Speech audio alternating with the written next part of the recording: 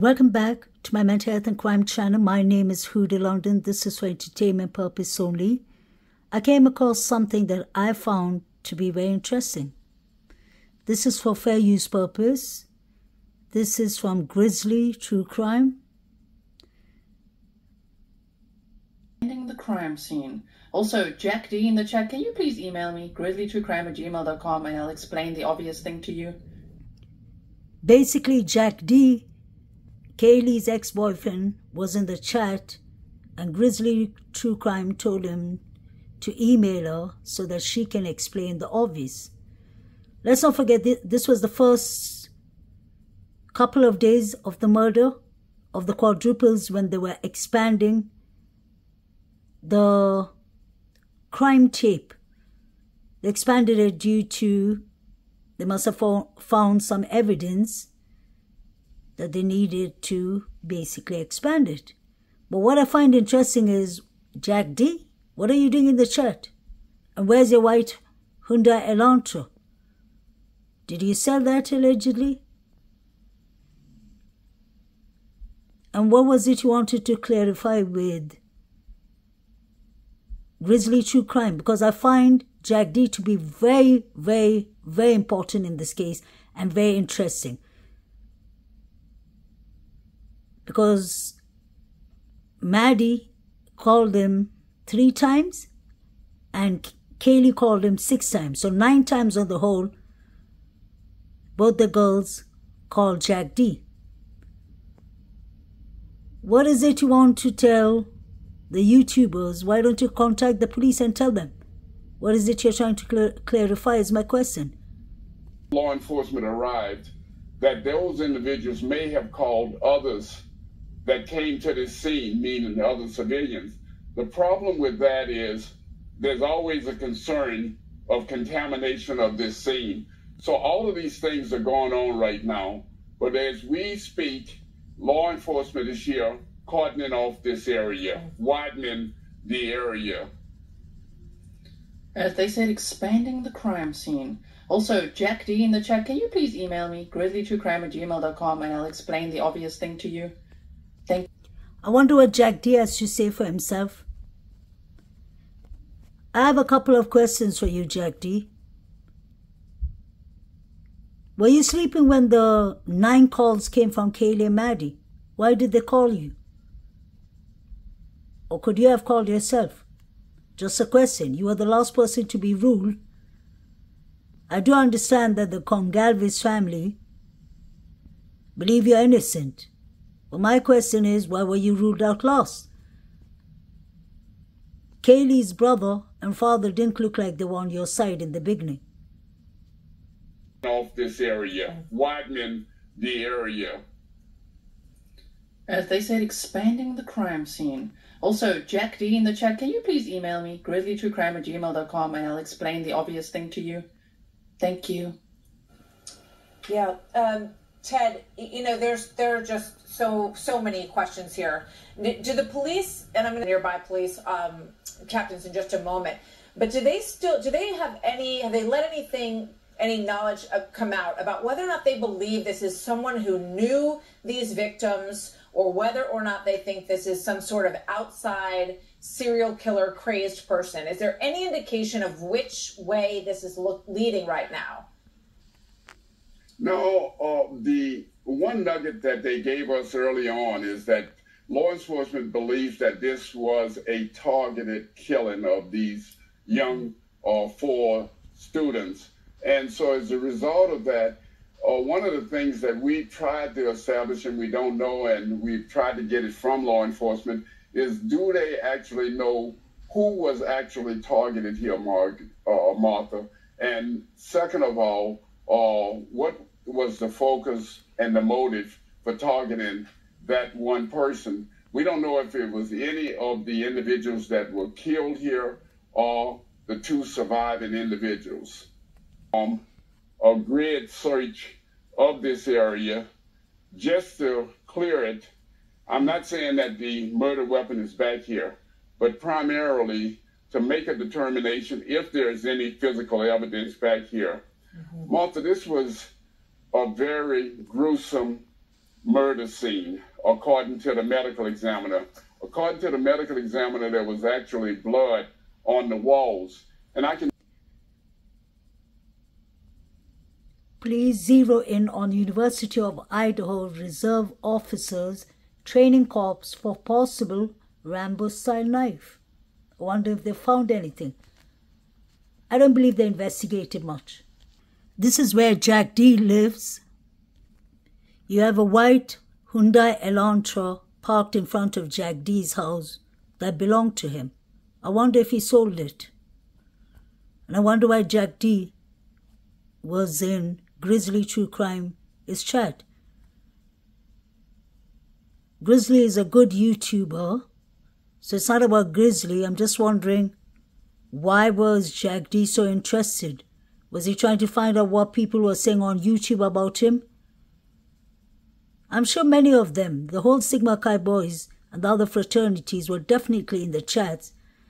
But Jack D had some information, I guess, to share with Grizzly True Crime. I wonder what that was.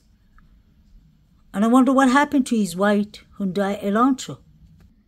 There's his white Hyundai Elantra downstairs. You can see parked down. And then he has a white pickup truck that is there too.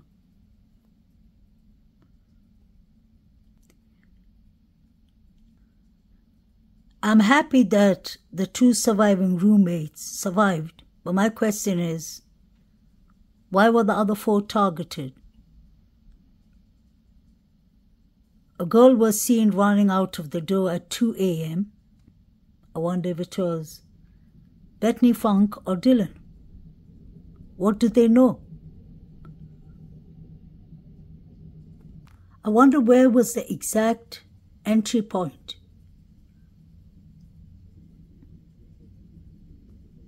Was it up in the balcony, in the terrace, or was it the sliding door? Did someone leave the door open?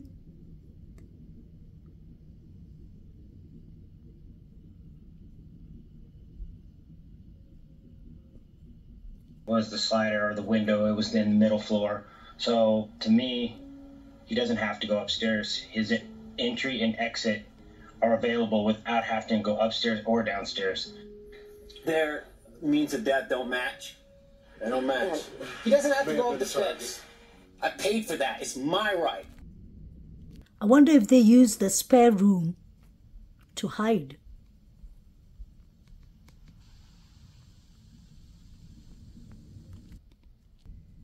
Who live nearby here too, John, a few hours ago. They told me something that was pretty interesting. We've been talking about that backsliding door so much, but the front door, I'm told by a neighbor who walked by that morning who was coming back to his apartment, was wide open around 8:39 a.m. He told me that he gave that information to investigators, but we hadn't heard too much about that front door. And around So the front door was left wide open. We heard that from many reporters. A neighbor told them that the front door was wide open.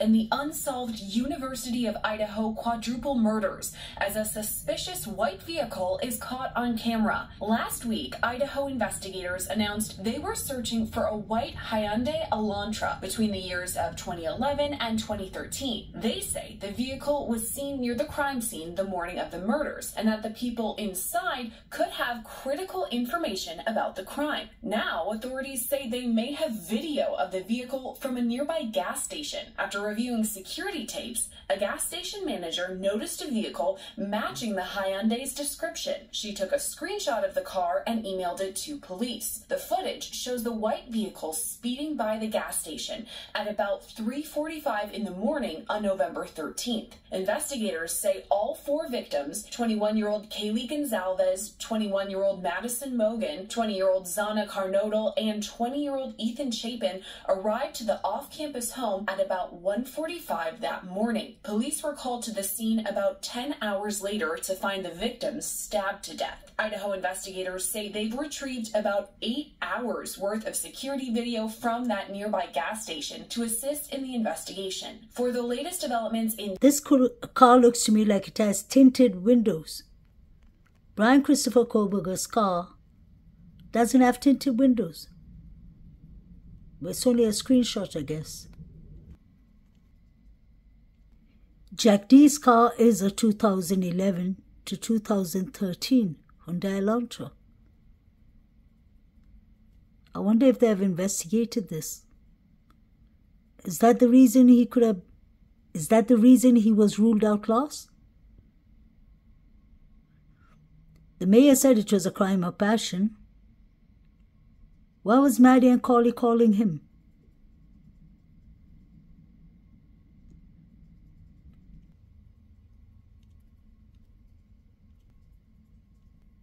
Car keys are, I won't drive like I could, but I won't.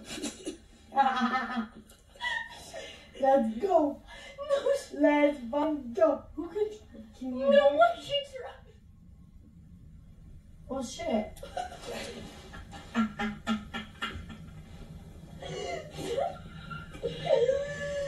I'll do it.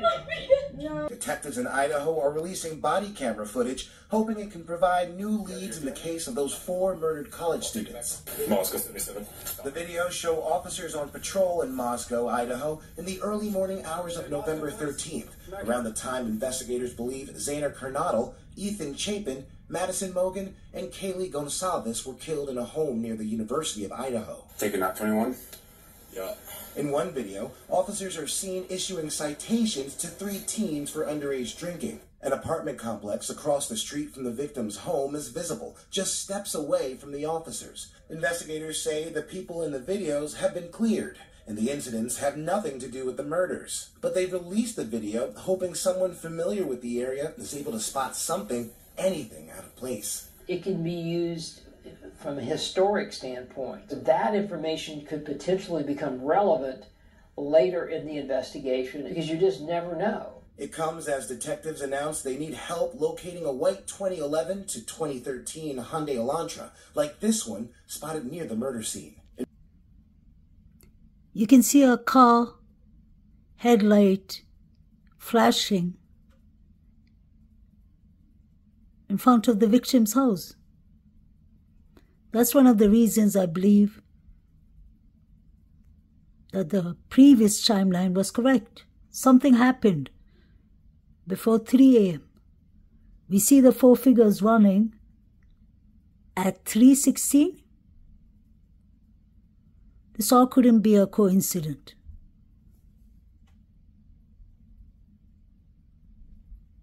I believe the people who did this horrific quadruples came both on foot and by vehicles.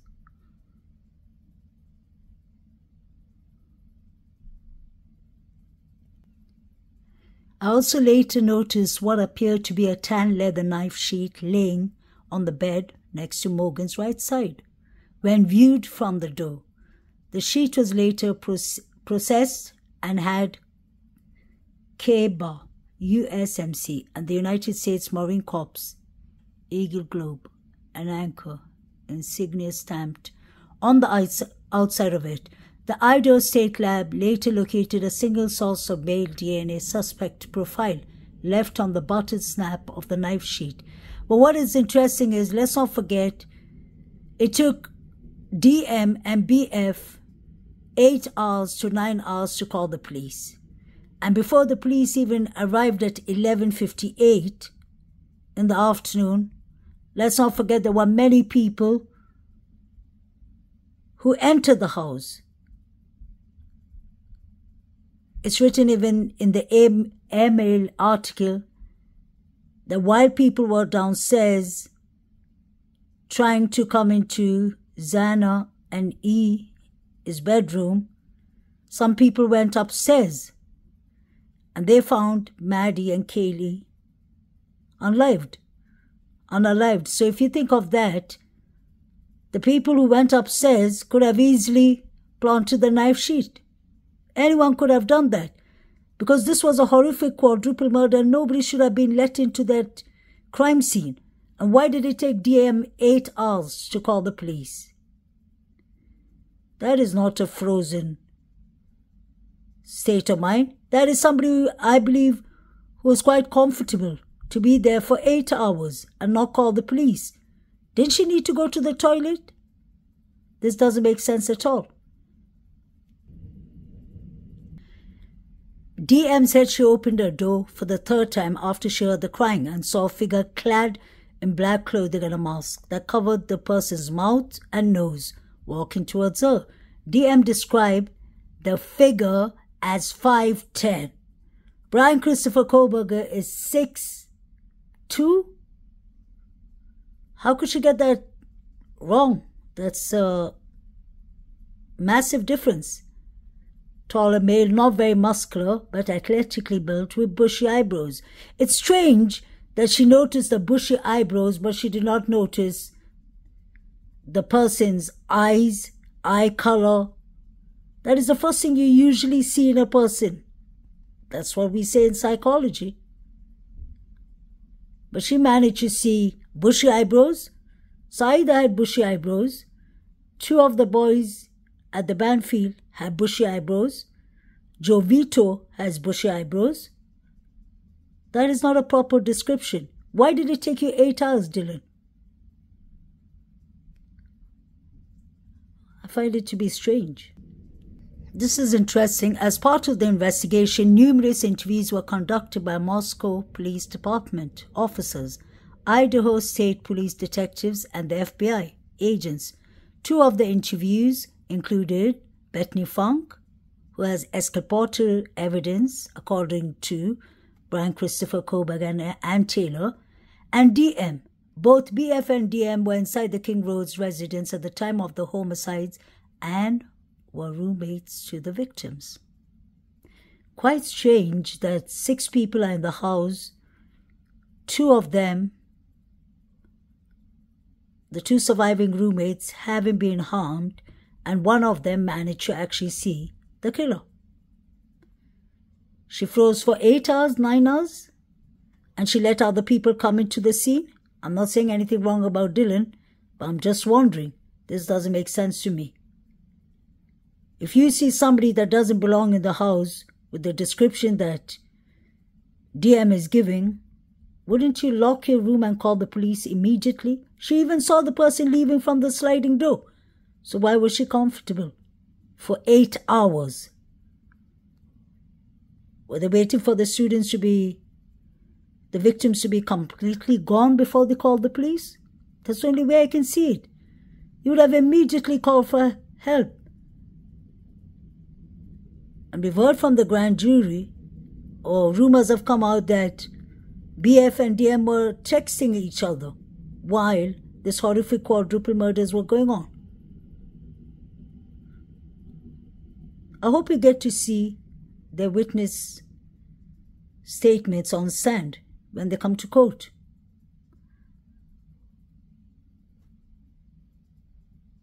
The only way I can see it is if they were threatened by the people who did this. If it's the Sigma Chi boys, allegedly, they would have told them to keep quiet or y'all are next. It doesn't take anyone 8 hours not to call the police. This is a tragedy.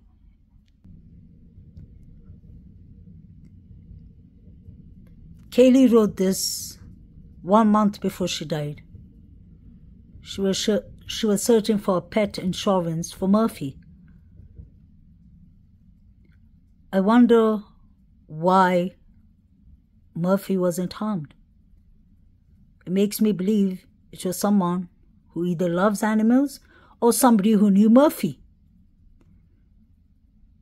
Kaylee didn't own Murphy by herself. She bought the dog with her boyfriend or ex-boyfriend. Let's not forget Kaylee was moving to Austin. I wonder what Jack D felt about that. But he was too busy in the chats. Interesting. Isn't this white pickup car or truck Jack D's truck?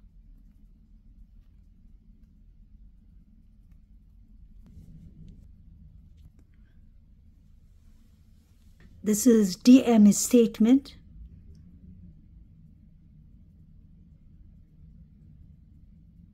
She returned back to her room and locked the door. Until the morning. Didn't she need the toilet? This doesn't make sense. Unless DM was threatened by someone, it doesn't make sense not to call the police for 8 hours.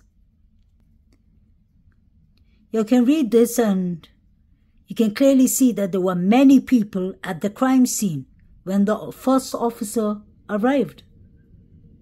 So anyone could have gone upstairs and planted the knife sheath. This doesn't make sense because the police were called 8 hours later. Anything could have happened in the crime scene. It was already tampered with. It was clearly chaos in the scene. I wonder how many people were on the scene, like gulls on a beach. Wow.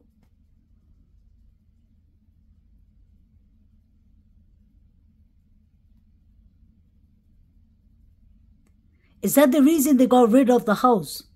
They must have demolished the house because there were many unidentified DNAs, besides the 3 unidentified male DNAs. So these people were in the scene, going up and down to all 3 floors. DM and BF were on the scene for 8 hours after the murders. So you can imagine. It's going to be a very interesting trial. May the 4 victims rest in peace. Have a lovely day. Please like, share and subscribe.